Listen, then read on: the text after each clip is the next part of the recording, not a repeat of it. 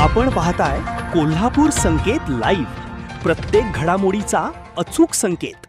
MIDCतील कामगारांच्या वाढत्या मृत्यूवरून हिंदू भारतीय जनरल कामगार सेनेचे तीव्र आंदोलन, कामगार सुरक्षेबाबत निष्काळजीपणाचा आरोप, संबंधित कंपन्यांवर कठोर कारवाईची मागणी। कोल्हापूर जिल्ह्यातील शिरोली MIDC आणि कागल पंचतारांकित MIDC परिसरात गेल्या काही महिन्यात घडलेल्या कामगारांच्या मृत्यूच्या घटनांवरून हिंदू भारतीय जनरल कामगार सेनेच्या वतीनं तीव्र आंदोलन करण्यात आलं आहे। कामगारांच्या सुरक्षेबाबत गंभीर प्रश्न निर्माण झाल्याचा आरोप करत औद्योगिक सुरक्षा व आरोग्य विभागाकडे निवेदन देण्यात आलं। कामगार सेनेच्या निवेदनानुसार शिरोली MIDCतील क्वालिटी कास्टिंग कंपनीमध्ये सुट्टीच्या दिवशी स्वच्छतेचं काम सुरू असताना एका कामगाराचा अपघाती मृत्यू झाला होता।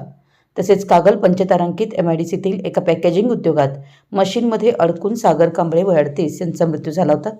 याच परिसरातील महालक्ष्मी फोरकास्ट कंपनीमध्ये देखभाल कामादरम्यान आरिफ काझी वय 28 यांचाही अपघात झाल्याचा उल्लेख निवेदनात करण्यात आला आहे। या घटनांमुळे औद्योगिक सुरक्षा उपाययोजनांबाबत गंभीर चिंता निर्माण झाल्याचं आंदोलकांनी म्हटलं आहे।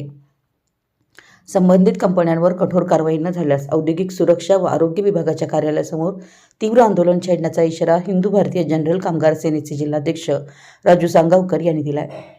यावेळी जिल्हाप्रमुख रविकिरण इंगवले यांनी कामगार सुरक्षेच्या मुद्द्यावर प्रशासनानं प्रभावी कारवाई करावी, अन्यथा न्यायालयीन मार्गाचा अवलंब केला जाईल असा इशारा दिला। जिल्हाप्रमुख सुनील शिंद्रे यांनी अधिकाऱ्यांनी प्रत्यक्ष कारखान्यामध्ये जाऊन सुरक्षा उपायांची तपासणी करण्याची गरज व्यक्त केली। हे निवेदन सहसंचालक औद्योगिक सुरक्षा व आरोग्य विभाग डॉक्टर अभिजित अवसरे यांना देण्यात आले। यावेळी तालुका प्रमुख राजू यादव, उपजिल्हाप्रमुख संभाजी भोकरे, राजू जाधव, हर्षल पाटील, सागर साळुंखे, मोनापा चौगुले, अप्पा कांबळे, आनंद शिंदे, दीपक गौड, बाळासाहेब नलवडे, अजित चव्हाण, तायाप्पा कांदेकर, शुभम साजनीकर, दिगंबर पाटील यांच्यासह पदाधिकारी व कार्यकर्ते उपस्थित होते। संपूर्ण महाराष्ट्रातील वेगवान घडामोडी व बातम्यांसाठी कोल्हापूर संकेत लाईव्ह न्यूजला सबस्क्राईब करा आणि बेल आयकॉन प्रेस करा।